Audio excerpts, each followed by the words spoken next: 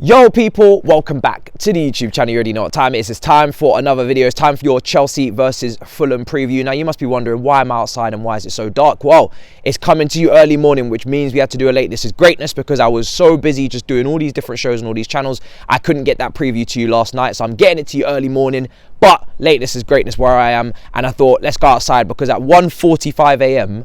I'm going to have to make noise because I am gassed. I am so gassed, people. I'm buzzing for this game. Debutants are there to be done. Let's get these players out balling for the first time. Felix is suspended, but we're going to have fun, hopefully. We're at home to Fulham. The last time we played them, we lost. And it's an opportunity now to make W settings only a serious thing once again. It hasn't been serious for a while. This is the most I've been excited for a game in months. But now there's no other option but to be buzzing. And it's a good thing that I kind of waited because there were some kind of speculation, confusion as to whether Enzo Fernandez would be available for this game. His work permanent deal to be signed off and whatnot to be granted. Now he has until 4 p.m. Chelsea have until 4 p.m.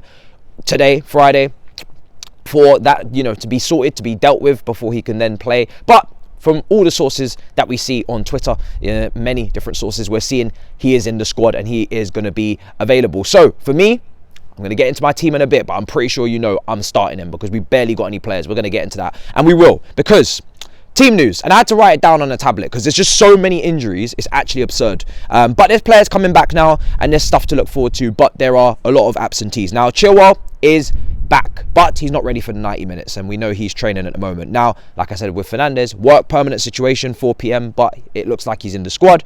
Felix is suspended. Fofana, training again, but not in contention, but he's back in training. Very excited to see he's back in training. I know he had a little bit of an up and down start. He had a few little individual errors, Champions League, etc. But we know when this guy is at his optimum level. We saw it literally against us in the FA Cup final for Leicester when they beat us at Wembley a couple of seasons ago. He had an incredible performance, and he was unbelievable that day. He was a rock, and he's had a great time in the Premier League prior to that injury. If he can stay fit, if he can get back and be put back into this team as a young centre-back, he's got a lot of potential. So I still have a lot of hope in him, as I do for Sterling, Cucurella, the other summer signings. James, not ready for the 90 minutes, but he's back in contention.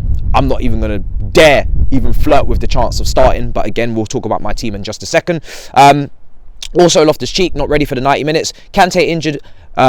Mendy injured still, Pulisic still injured, Zakaria still injured, Broja still injured, Broja still injured, and Sterling not ready for the full 90. So listen, in terms of not ready for the full 90, that's just in the opinion of what it seems to be going around news-wise, and also just me just having PTSD and not wanting them to get injured again.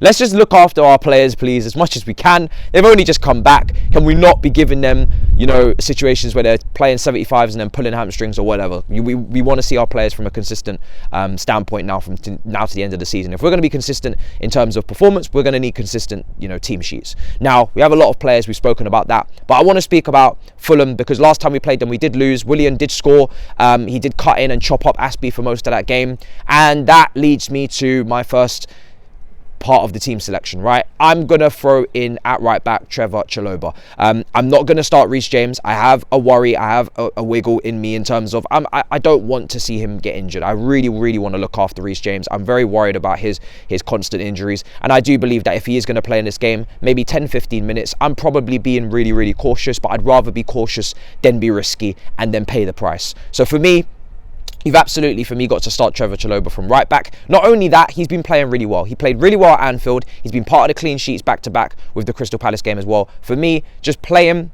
let him play, and we go. And he hopefully puts in another solid performance at right back. We've got Thiago Silva and Badiashile at centre-back. The partnership is working well, back-to-back clean sheets. Kepa obviously goes in goal. He's been really good. And left back, for me, I'm starting Cucurella. Again, against Liverpool, he was solid.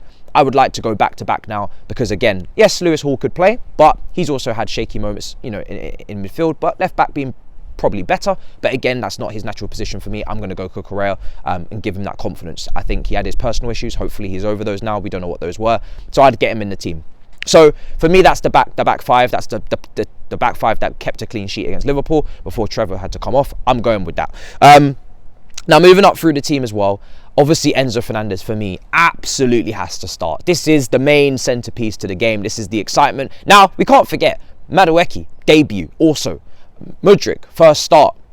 hopefully, potentially. There's a lot of exciting things to see in this team, but Enzo Fernandez is obviously my kind of standout starter in terms of this lineup, what I'm excited to see, because he hopefully will just make this midfield so much more appeasing on the eye to watch in terms of progressing the ball, spotting the runs, etc. Now, of course, that's not a perfect midfield. There's still a lack of balance in there for me. Some people will want to see certain experiments take place in terms of Loftus-Cheek maybe playing alongside him. That's who I would go with in this game. I was kind of sneakily thinking that Trevor could maybe move into midfield, but because we don't have Gusto until the end of the season, because James I'm very worried about, I've got PTSD, I'm going to play Trevor at right back personally, and I'm going to go with Loftus-Cheek in midfield alongside with Enzo, just because I feel like Loftus-Cheek from a physicality standpoint can contest, but also because he's got the experience, or at least he's been given many goes as more of that. Nearly fell, the light. He's been given many more. It's definitely windy. He's been given many goes in that midfield. Now, it's not perfect, it's not balanced. I have not liked when we've used Loftus-Cheek as a DM. If you remember against Brentford at home under Thomas Tuchel, we got absolutely slapped doing that. But in a double pivot, it's not perfect. The balance is not great. It's not ideal, but we don't have an ideal option. I'm not going to use Gallagher in there. I do believe that Loftus-Cheek is much more press resistant. This wind is really starting to annoy me. I do believe that Loftus-Cheek, for me at least, has got the strength to body and shield the ball. And I just feel like in deeper zones, I can trust him a little bit more. However, I have seen him turn over the ball before, and I'm not going to tell you that there isn't a mistake in there. Like I said, he hasn't got a 90 minutes in him, and he probably has to come off, maybe at 50, 55, and then maybe someone else goes in there. But I really don't want to see Gallagher in the double pivot. It's just something that I really don't like. So I would prefer Loftus-Cheek in there personally, but we'll have to see who the option is. This light is just going to keep falling. Why did I come out here? This is a mess. It's too windy. So yes, this is the option that I'm going with. Now, we're going to move into, this is at some point going to smash. We're also going to move into the higher position. So I'm looking at a 4-2-3-1.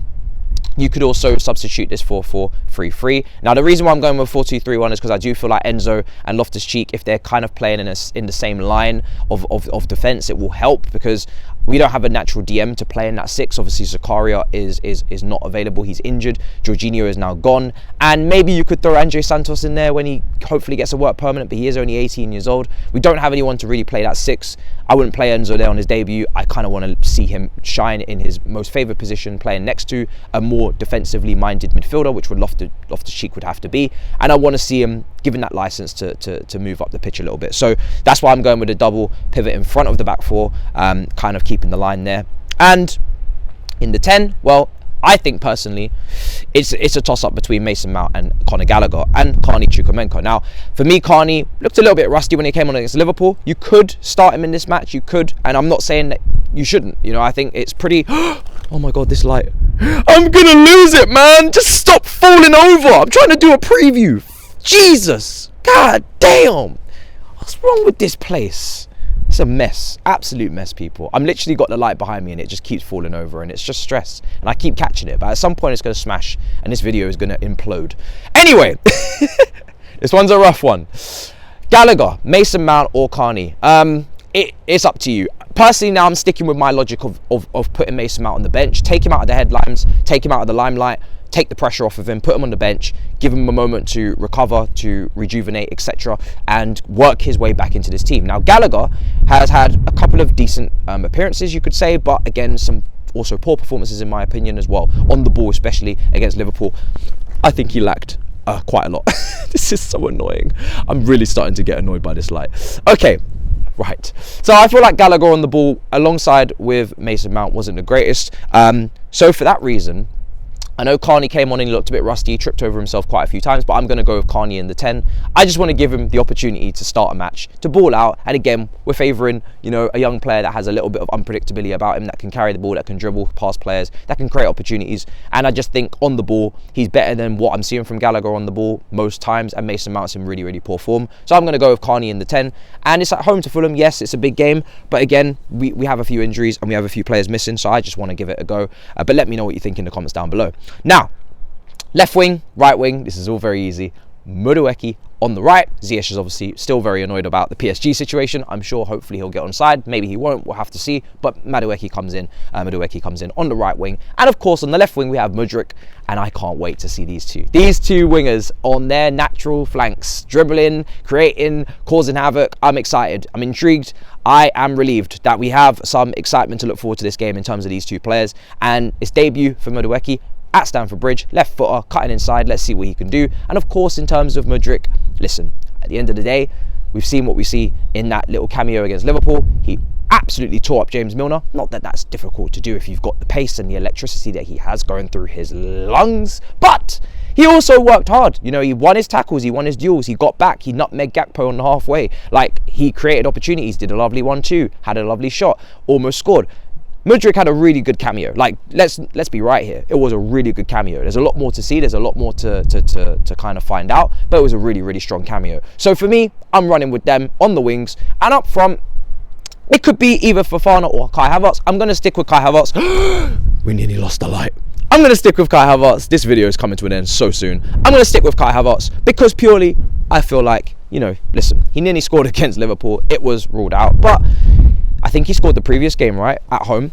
So let's try and see if we can go again with that, Kai. You're under the pressure. You're playing for your future, in my opinion, as well. This light is so going in a minute. You're playing for your future. And listen, you've got until the end of the season. We don't have an out-and-out number 9. You are that person. We have young players. We have Aubameyang, who's not part of the long-term future. I also look at it and I think to myself, in Cuckoo's coming in, that is another attacker vying for similar positions that you're vying for. You're under pressure in terms of trying to keep your place in at least a starting 11, and maybe even at the club if you see fit that you would want more first team guaranteed opportunities next season and you're not down for the competition. So, opportunity again. Try and get back-to-back home goals in games, back-to-back home games, and we shall see how you do and deal with that, sir. Sink or swim, literally. This is what it is for you. Big money signing that you were, big pressure. You're still young, but you know we have not got time. And really, it's not even about fans anymore. It's about Todd. Just look at Todd. Does it look like he has time to waste? Does it look like he's playing games? He really isn't. He's moving vicious, and he's not moving. He's not moving with any sort of grace and decorum. People are getting very mad, i.e. Rui Costa. So, you know, sink or swim, it's up to you. Enjoy, and hopefully bag, because we need the win badly, and you're up there to hopefully put the ball in the back of the net. Now, that's the end of the preview. In terms of my team, tactical board, all the graphics will make it a lot cleaner than it has been, because it's been a shaky preview, as much as the light has been shaky as well. But listen, lateness is greatness. It's not easy on these streets, literally. The wind is blowing and flowing. It's a good thing that I didn't take this to the roundabout, because I'm sure I would have been mugged or robbed at this point. Just seems to be the way the day is going. Make sure you smash up the likes. Make sure you tell me what you think in the comments down below of my team. Like I said, with Fulham, they're in serious positions. They're ahead of us. Willian, you know, Mitrovic is back. He wasn't available in the game where we lost.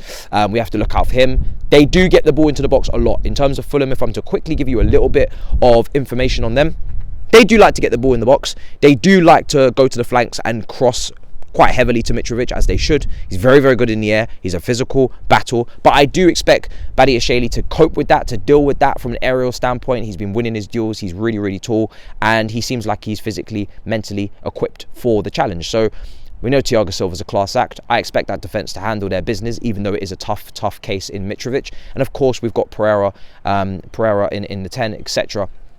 And other options for Fulham, the two flanks, Tete, Robertson as well. There's options for Fulham, but we have to handle our business. We need to win the game. We're at home. It's time to start picking up some points. W settings only.